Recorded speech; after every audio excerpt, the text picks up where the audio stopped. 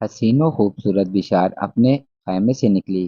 اس نے دیکھا کرید بن مکروم اپنے خیمے سے نکل کر ایک طرف جا رہا تھا۔ دھیمے سے لہجے میں بشار نے اسے آواز دے کر روکا۔ اس کی پکار سنتے ہی کرید نہ صرف رک گیا بلکہ پلٹا اور بشار کے سامنے آن کھڑا ہوا۔ پھر کہنے لگا، میری بہن، کیا بات ہے؟ کیا مجھ سے کوئی کام ہے؟ اس کے جواب میں بشار کہنے لگی، تم نے صحیح اندازہ لگایا ہے، مجھے واقعی تم سے ہی کام ہے۔ پہلے یہ بتاؤ کہ تم جا کہاں رہے ہو؟ فرید کہنے لگا، اپنا اور اپنے بھائی کا کھانا لانے لگا ہوں۔ اس پر بشار نے کچھ سوچا، پھر کرید کو مخاطب کر کے کہنے لگی، اگر کھانا لانے لگے ہو تو کھانا لے کر ہمارے خیمے کی طرف چلے جانا، ہمارا کھانا بھی وہاں آ رہا ہے، پھر اکٹھے بیٹھ کر کھانا کھائیں گے۔ میں تم سے یہ پوچھنا چاہتی ہوں کہ اس وقت تمہارے بھائی کہاں ہیں؟ کرید نے تیز نگاہوں سے بشار کی طرف دیکھا، کہنے لگا، وہ اس وقت اپنے خیمے میں ہوں گے، انہوں نے کہاں جانا ہے؟ بشار نے کچھ سوچا، پھر سہمے سہمے ڈرے ڈرے سے کہنے لگی، بھائی تم کھانا لینے جا رہے ہو، تمہاری غیر موجودگی میں اگر تم اجازت دو تو میں تمہارے بھائی سے ایک ضروری بات کر لوں؟ جواب میں کرید نے ایک ہلکا سا کہا لگایا، میری بہن، تم بھی عجیب و غریب چیز ہو۔ تم اگر ہمارے خیمے میں جا کر بھائی سے بات کرتی ہو، کسی بھی موضوع پر ان سے گفتگو کرتی ہو، تو مجھے بھلا کیا اعتراض ہوگا؟ یہ بات اپنے ذہن میں بٹھا کر رکھنا کہ مجھے تمہاری ماں اور تمہارے بابا نے بتا دیا ہے کہ تم بھائی کو پسند کرنے لگی ہو، اور اپنی پسند کا اظہار اس وقت تک نہیں کرنا چاہتی جب تک تم بھائی کے منہ سے اپنے لیے محبت کا اظہار نہیں سن لیتی۔ ان حالات میں میں تو یہ خیال کروں گا کہ ہمارے خیمے پر میری نسبت تمہارا حق زیادہ ہے۔ تم جب اور جس وقت چاہو خیمے میں آ جا سکتی ہو، کوئی تمہیں منع نہیں کرے گا۔ میں کھانا لے کر تمہارے خیمے کی طرف چلا جاؤں گا، تم جاؤ، جس موضوع پر بھائی سے بات کرنا چاہتی ہو کر لو، لیکن میری ایک شرط ہے۔ چونکنے کے انداز میں بشار نے کرید بن مکروم کی طرف دیکھا، پھر جستجو بھری آواز میں اس سے پوچھ لیا، کیسی شرط بھائی؟ شرط یہ ہے کہ جو گفتگو تم میری غیر موجودگی میں بھائی سے کرو گی، اس کی تفصیل مجھے بھی آ کر بتاؤ گی۔ بشار ہنس دی اور کہنے لگی، ارے بھائی، فکر مند ہونے کی ضرورت نہیں، ان کے ساتھ جس موضوع پر میں بات کرنے جا رہی ہوں، اس گفتگو کی پوری تفصیل میں تمہیں بتاؤں گی۔ اب تم جاؤ اور میں تمہارے خیمے کی طرف جاتی ہوں۔ اس پر کرید بن مکروم آگے بڑھ گیا، جبکہ بشار آہستہ آہستہ سہمے سہمے انداز میں چلتی حریم بن مکروم کے خیمے کی طرف گئی۔ خیمے میں داخل ہوئی، اندر حریم بن مکروم اس کی طرف پیٹ کیے بیٹھا تھا۔ اسے اپنی طرف متوجہ کرنے کے لیے بشار کھانسی۔ حریم بن مکروم نے جب پلٹ کر اس کی طرف دیکھا تو شہد اور مٹھاس برساتی آواز میں چہکتے ہوئے بشار بول اٹھی، کیا میں اندر آ سکتی ہوں؟ اس پر حریم بن مکروم مسکرایا اور کہنے لگا، اندر تو تم آ ہی چکی ہو، اور پھر ہمارے خیمے میں آنے کے لیے تمہیں کسی سے اجازت لینے کی ضرورت نہیں، آ جاؤ۔ بے پناہ خوشی کا اظہار کرتے ہوئے بشار آگے بڑھی۔ حریم بن مکروم کے سامنے وہ ایک نشست پر بیٹھ گئی، کچھ دیر خاموش رہی، پھر گفتگو کا آغاز حریم بن مکروم نے کیا۔ بشار کی طرف دیکھتے ہوئے اس نے پھر پوچھ لیا تھا، خیریت تو ہے؟ تمہارے چہرے کے تاثرات سے لگتا ہے تم کسی خاص مقصد کے تحت ہمارے خیمے میں آئی ہو۔ وہ ہلکی سی مسکراہٹ میں کہنے لگی، میں نے سنا ہے آپ کسی لڑکی کو پسند کرتے ہیں، اسے اپنی زندگی کا مقصد بنا چکے ہیں۔ بشار نے شاید یہ الفاظ گفتگو کا آغاز کرنے کے لیے کہے تھے، اور وہ اس موضوع پر حریم بن مکروم کو کریدنا چاہتی تھی۔ اس موقع پر حریم بن مکروم کے چہرے پر طنزیہ سی مسکراہٹ نمودار ہوئی، کہنے لگا، پہلے یہ کہو، تم سے یہ بات کس نے کہی؟ اس پر بشار کہنے لگی، فی الحال میں یہ تو نہیں کہوں گی کہ یہ بات مجھے کس نے بتائی۔ میں نے جو سوال کیا ہے، اگر آپ برا نہ مانیں تو اس کا جواب دے دیں۔ حریم نے ایک تجسس بھری نگاہ بشار پر ڈالی، کہنے لگا، یہ تو کوئی بات نہ ہوئی، ایسا سوال تو میں بھی تم سے پوچھ سکتا ہوں کہ مجھے کسی نے بتایا ہے کہ تم کسی کو پسند کرتی ہو، تو پھر تمہارا کیا جواب ہوگا؟ بشار شاید حریم بن مکروم کو اسی موضوع پر لانا چاہتی تھی۔ کچھ دیر اس نے سوچا، پھر وہ کہنے لگی، اگر آپ نے مجھ سے یہ سوال کیا ہے کہ میں کسی کو پسند کرتی ہوں یا نہیں، تو اس کا جواب میرے پاس ہے۔ اس پر تیز نگاہوں سے حریم بن مکروم نے اس کی طرف دیکھا اور کہنے لگا، اگر تمہارے پاس جواب ہے تو کہو، اس پر بڑی جرت مندی، بڑی دلیری کا مظاہرہ کرتے ہوئے بشار کہنے لگی، جس نوجوان کو میں نے پسند کیا ہے وہ میری سانسوں کے تسلسل کا محور ہے اور میری آنکھوں میں لکھی پہیلیوں کا جواب ہے۔ ابن مکروم، میں اس نوجوان کے بغیر خزاں آلود ہوں، اور وہ بے انتہا بہادر اور جرت مند ہے اور بے انتہا اچھا تیغ زن بھی ہے۔ بشار جب خاموش ہوئی تو حریم بن مکروم تھوڑی دیر مسکراتا رہا، پھر اس کی طرف دیکھتے ہوئے کہنے لگا، ویسے تم بہت اچھی لڑکی ہو، جس کو تم چاہتی ہو اس کے لیے تم نے اچھے الفاظ استعمال کیے ہیں۔ اس سے اس کے متعلق تمہارے خلوص، تمہاری محبت اور تمہارے اعتماد کا اظہار ہوتا ہے۔ پر اس موقع پر میں تمہیں ایک نصیحت کروں گا جو تمہارے لیے آنے والے دنوں میں سود مند اور بہتری کا سبب بن سکتی ہے۔ بشار چونکنے کے انداز میں حریم بن مکروم کی طرف دیکھنے لگی، پھر دھیمے سے لہجے میں پوچھ لیا، کیسی نصیحت؟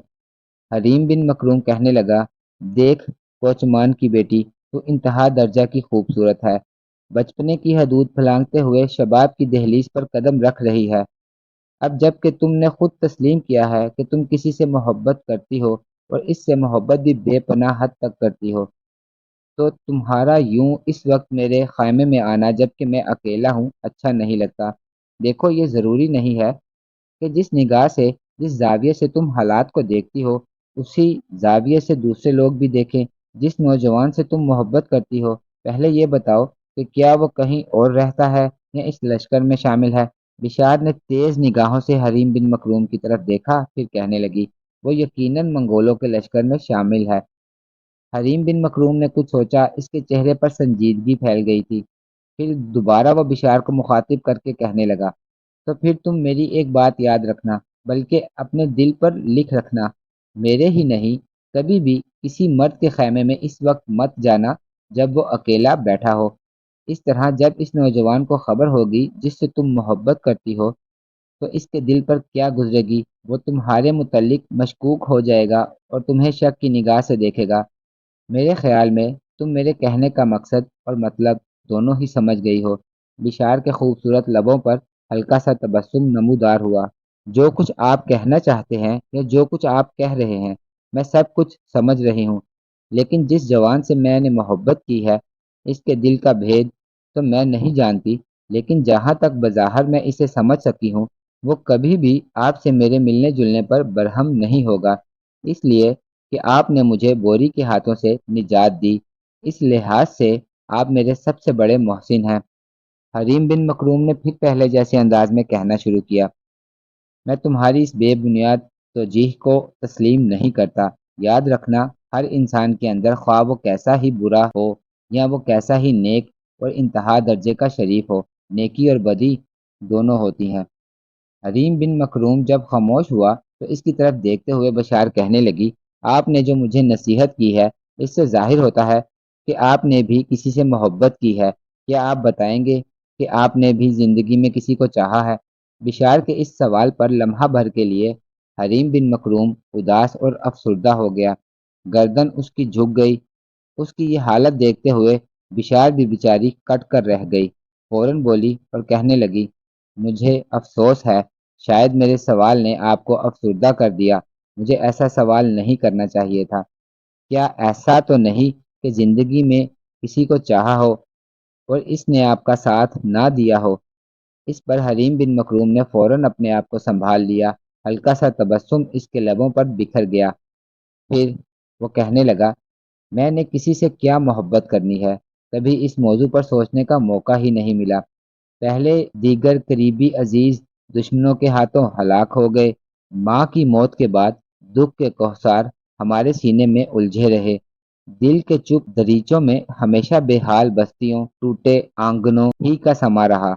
یہاں تک کہنے کے بعد وہ دوبارہ کہنا ہی چاہتا تھا کہ چونکنے کے انداز میں خاموش ہو گیا، اس لیے کہ اس نے دیکھا اس کے سامنے بیٹھی بشار رو رہی تھی، اس کی آنکھوں میں آنسو جاری ہو گئے۔ حریم بن مکروم نے جب سوالیہ سے انداز میں اس کی طرف دیکھنا شروع کیا تو وہ بیچاری ہلکی ہلکی ہچکیوں اور سسکیوں میں رونے لگی تھی۔ حریم بن مکروم تھوڑی دیر تک عجیب سے انداز میں اس کی طرف دیکھتا رہا، پھر ہمدردی لہجے میں اسے مخاطب کر کے کہنے لگا، لگتا ہے میرے ان جملوں نے تمہاری دل شکنی کی ہے، اس لیے میں معذرت خواہ ہوں دیکھو بشار، حریم بن مکروم کو رک جانا پڑا اس لیے کہ جلدی جلدی بشار نے اپنے آپ کو سنبھال لیا۔ پھر وہ اپنے ہونٹوں پر خوش باش تبسم بکھیرتے ہوئے کہنے لگی، دراصل آپ نے جو حالت بیان کی ہے ان سے میرا دل بھر آیا ہے۔ بہرحال میری آپ کے لیے دعا ہے کہ آنے والے دنوں میں خداوند قدوس آپ کو ہمیشہ سکون قلب عطا فرمائے۔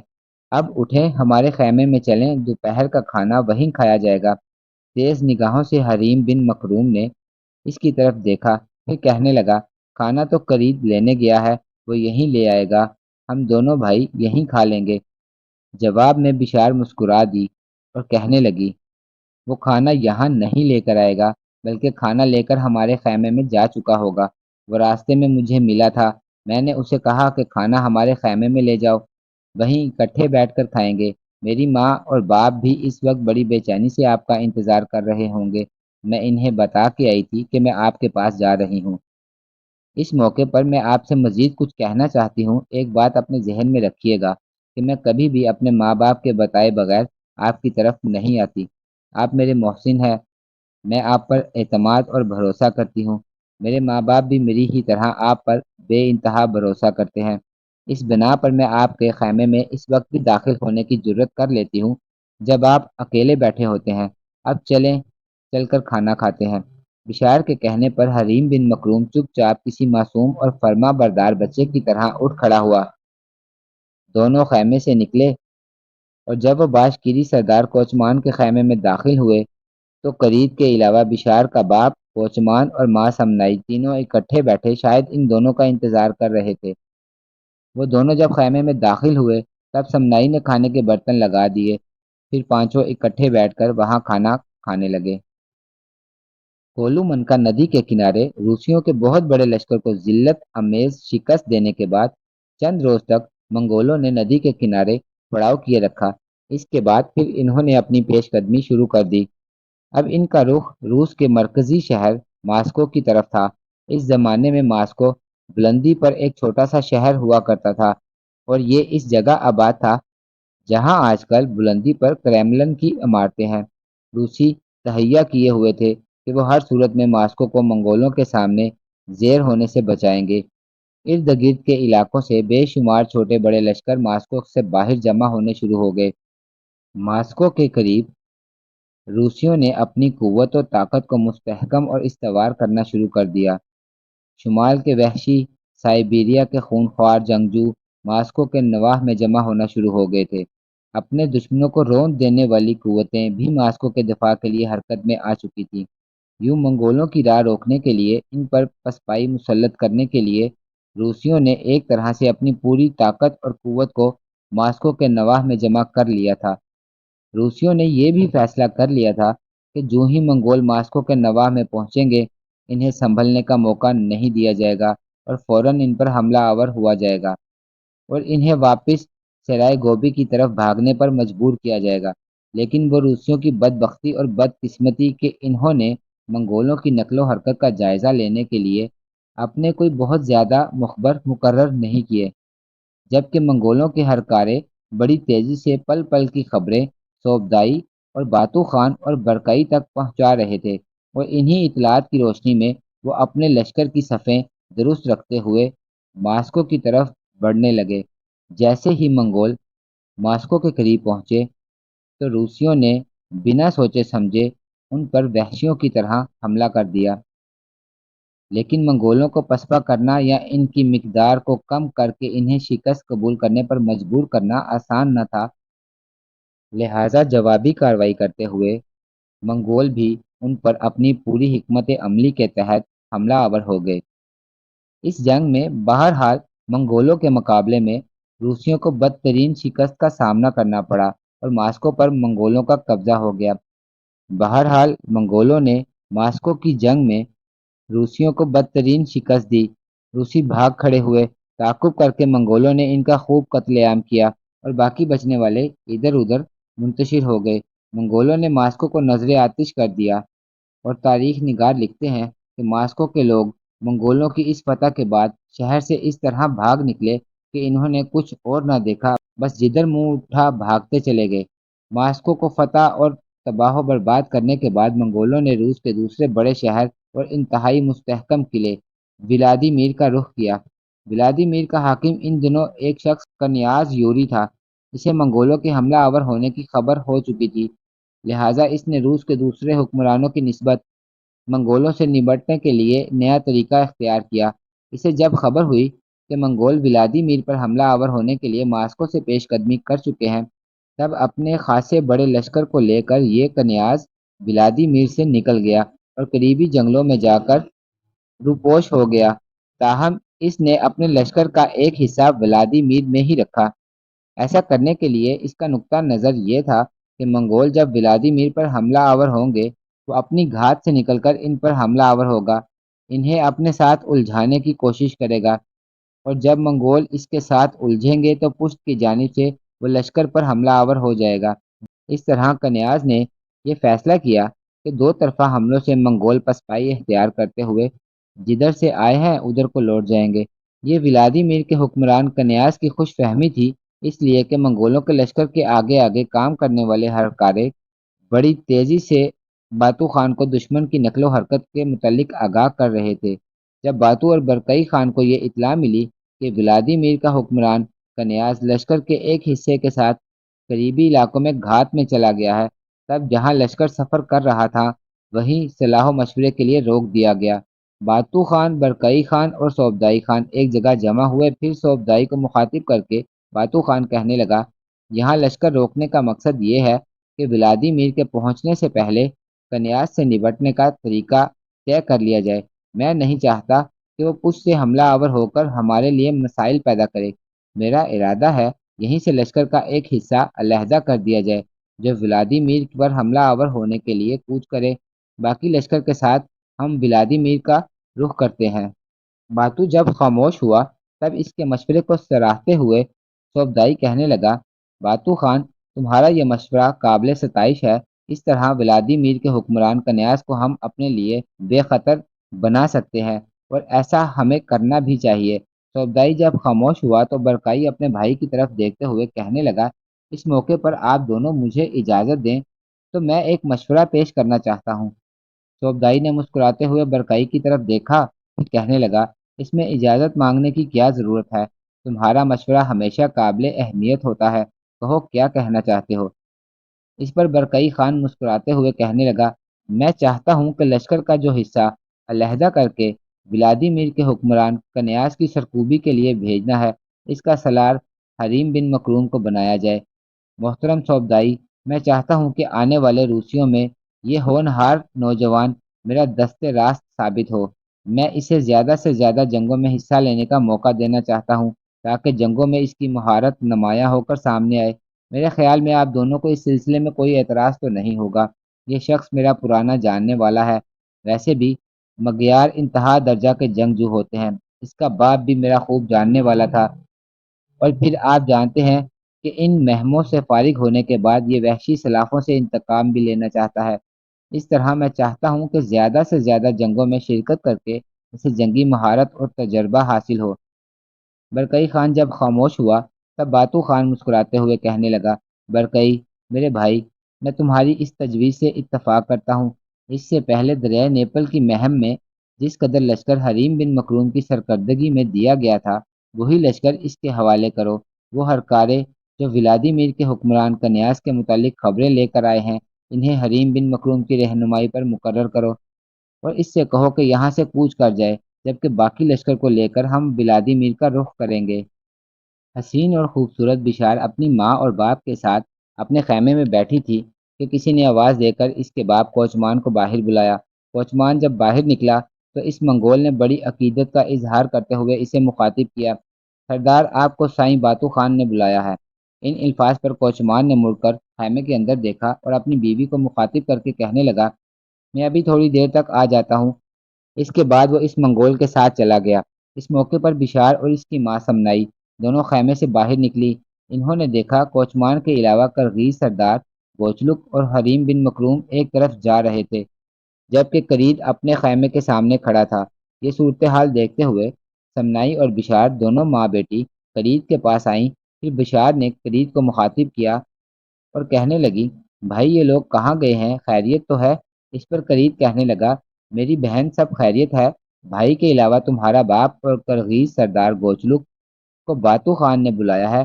یہاں تک کہتے کہتے فرید خاموش ہو گیا، اس لیے کہ اسی لمحہ کرغیز سردار گوچلک کی بیٹی تائسی اور اس کی ماں منگتائی بھی ایک طرف سے ان کے قریب آتی دکھائی دی، اور ان کے پیچھے پیچھے سائیں باتو خان کی بیٹی بختائی بھی تقریباً بھاگتی ہوئی اسی سمت آ رہی تھی۔ انہیں دیکھتے ہوئے کرید خاموش ہو گیا۔ جب تائسی، منگتائی اور بختائی تینوں وہاں آن کھڑی ہوئیں، تب تائسی نے کرید کو مخاطب کر کے پوچھا، کیا آپ جانتے ہیں کہ لشکر کو کیوں روکا گیا ہے اور سرداروں کے علاوہ آپ کے بھائی کو کیوں طلب کیا گیا ہے؟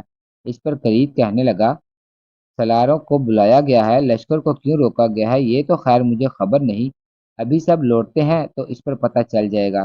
اس پر تائسی نے باتو خان کی بیٹی بختائی کی طرف دیکھا اور کہنے لگی، کیا آپ کے علم میں ہے کچھ؟ بختائی نے کندھے اچکاتے ہوئے اپنے سر کو نفی میں ہلایا اور کہنے لگی، مجھے تو کچھ علم نہیں، لشکر رکا ہے تو میں اپنے خیمے سے نکل کر ادھر آئی ہوں۔ اس موقع پر بختائی نے کچھ سوچا، پھر آگے بڑھ کر بشار کا ہاتھ پکڑا، پھر اسے کھینچتی ہوئی ایک طرف لے گئی۔ ساتھ ہی اس نے آنکھوں کے اشارے سے تائسی کو بھی اپنے ساتھ آنے کے لیے کہا۔